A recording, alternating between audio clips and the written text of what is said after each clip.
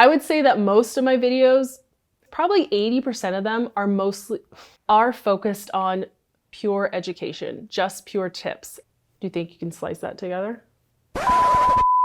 My student Rochelle wants to know all things prep and strategy when it comes to creating video content for business. Like this. This is video content for business.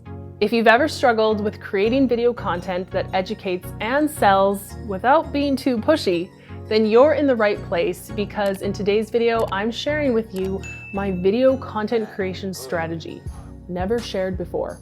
And stay tuned until the end, where I'll share with you how you can get your hands on 300 video ideas that you can use to grow your business.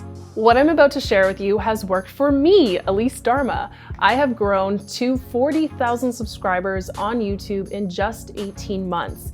And beyond the video content strategy that drove that growth, it also helped my Instagram reach 100,000 followers because I was able to repurpose the video content that we created for YouTube over onto my Instagram feed. I'm Elise Dharma, and I've helped thousands of entrepreneurs, freelancers, and creators like yourself use Instagram to actually drive sales back to your business. And in today's video, I'm sharing with you my video content creation strategy. And I'm also showing you how I repurpose my videos so that I can share them across all of my channels. So there are two key parts to my video content creation strategy. And the first part comes down to planning. How do you plan out a video that's actually going to bring traction to your business? Now, the second part is how do you sell in that video without being sleazy? So let's talk about part one. When planning long-form video content, just like this YouTube video, I follow this easy 5-part framework. The first is the hook. All my videos start with a hook.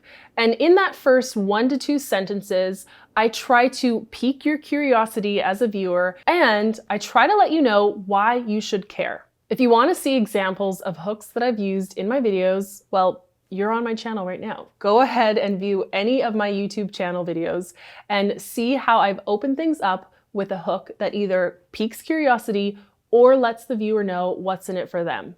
The next part of my framework is sharing the outcome. If they stay and watch my video, what's in it for them? What did they get out of the video? I like to put this in right after the hook because I know that my viewer is sitting there thinking, okay, lady, get to the point. What's in it for me? So I like to tell my viewers right away, after I've piqued their curiosity in the hook, I like to tell them the outcome that they get by watching my video in full. Then I go ahead and share a testimonial, whether it's of one of my students or of myself, just like I did with this video.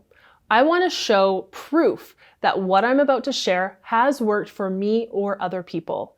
That lets my viewer know, even if they're a little skeptical, it might still be worth their time to watch this video because, hey, here's the proof. It's worked for other people. Then the next part of my framework is the tips, the actual education that I'm sharing through my video, because that is my video content strategy.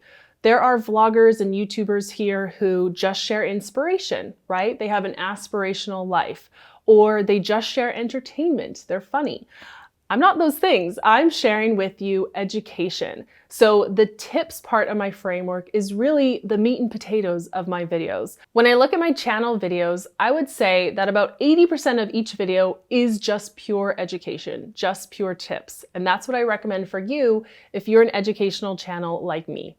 Now, last but not least is the call to action. Now that you have shown up, you've piqued their curiosity, you've shown proof, you've taught them something, what do you want the viewer to do next? For most people, a video like this one on YouTube is a way to attract new people to their business. This is also known as top of funnel marketing, right? A YouTube viewer is right at the top of my customer journey or my funnel. So for me, I like to give them an action to take next at the end of the video. It could be simply staying on my channel and watching more, or it could be heading to a link to download a freebie, or it could be checking out one of my paid products. So that's the very end of my framework, is giving my viewers a call to action, something to do next with the free information that I just gave them in my video. Now, part 2 of my video strategy is how to incorporate selling into your videos without being sleazy. So by sharing things like the hook, the outcome, and the testimonial, you're actually helping your viewer overcome these questions that they're probably thinking in the back of their mind. And by helping them have some resolution to those questions, you're actually building a way for them to trust you. This is why you hear in marketing about the know, like, and trust factor. When they land on my YouTube video, they might get to know me, they might like me, but trust really comes when I help them overcome those questions or objections that I know that they are thinking deep down inside. Once they've overcome some of their objections and they begin to trust me, that's often when someone will feel like buying from me. I see it time and time again. As a business person, and especially as someone in the education space, I know that it's my duty to help people overcome their own objections or their own questions that they have in mind. Because once they develop that trust with me, I know that's when they're likely to become buyers. So remember this, people need to be able to trust you in order to buy. So that's what you want to convey through your video content. How do you do that? Make sure you have a hook, an outcome, and a testimonial, plus all your free great information too. All right, now that you have my video content creation strategy, I'm gonna walk you through how I turn one video, like this YouTube video, into content for all my platforms, including my blog, Pinterest, IGTV, TikTok even, all the places. So let's start with a YouTube video. How about this one right here as an example, where I covered Instagram Reels for business. That's my first step, publishing that long form video on my YouTube channel. Next, what I'll do is actually take the transcript from that video and convert it into a blog for my website. So this can actually be really simple if you're not a writer or if you don't have a writer on your team. What you need to do is send the link to your YouTube video to a transcription service like Rev or Temi, and their bots or people or whoever's behind the programs will actually turn your video content into a written transcription. From there, we'll take the transcription and edit it so that it reads like a conversational blog post. And this has been the basis for our blog strategy for over a year now. Once that post is published over on our blog, we share it through our channels, including Pinterest. And here's an example of a Pinterest pin that we made for this particular blog post. Now, speaking of Pinterest, yes, you can create a simple pin just like this to drive traffic to your blog post. Or if you have a YouTube channel like mine, you can actually post videos on Pinterest. So for us, we post little teaser clips of our YouTube videos, something just like this, and then we link to our full-length video over on YouTube. That way, we're able to leverage the search engine that is Pinterest, show a little bit of a teaser to get people to watch, and then when they click, they get taken over to my YouTube channel. Now, the same idea applies to my Facebook page. We will post a 60-second teaser clip of one of my full-length YouTube videos over on my business page, and in the caption, we will link to the full-length video over to my YouTube channel. So here's an example just like that. Now, next on our YouTube video repurposing journey is Instagram, and I like to share my YouTube videos on Instagram in different ways.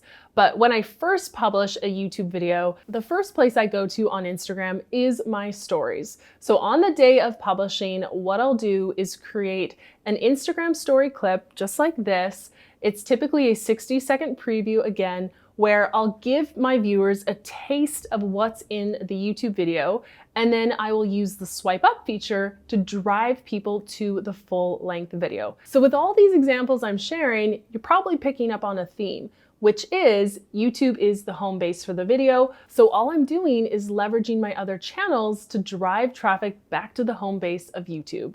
So after publishing that YouTube video and turning it into a blog and pinning it on Pinterest and sharing it in my stories, about a week or two later, what I'll do is take the tips from the video, the meat and potatoes, and I'll turn it into a carousel post on Instagram. When I do this, I'm not actually driving people to my YouTube video anymore because I kind of assume they've seen it. What I'm doing is taking the content that I've already shared through video format and I'm putting it in written format. all through a carousel post. Time and time again, I'm surprised when I do this because in the back of my mind, I'm thinking people have seen this already, it's not new information. But when I publish it in written form, especially in a visual way through a carousel post, oftentimes the engagement on that post goes crazy.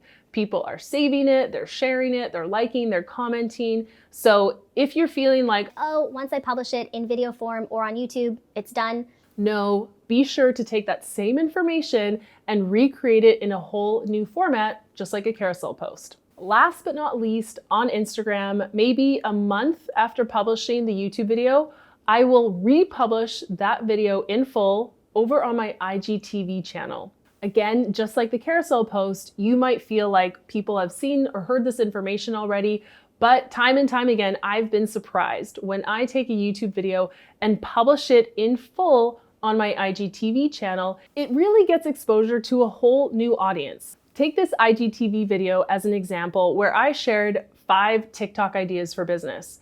Guess who saw me publish this video? Amy Porterfield. Guess what happened next? She DM'd me and invited me to be a podcast guest. This was like a dream come true, and I actually documented this experience in this vlog right here, which you can check out.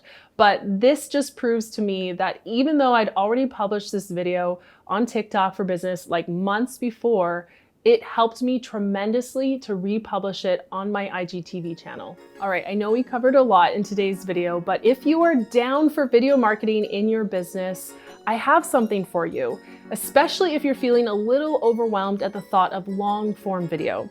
What I've created for you is called Videos Vault, and it is 300 short form video ideas that you can use to grow your business, either on TikTok or Reels.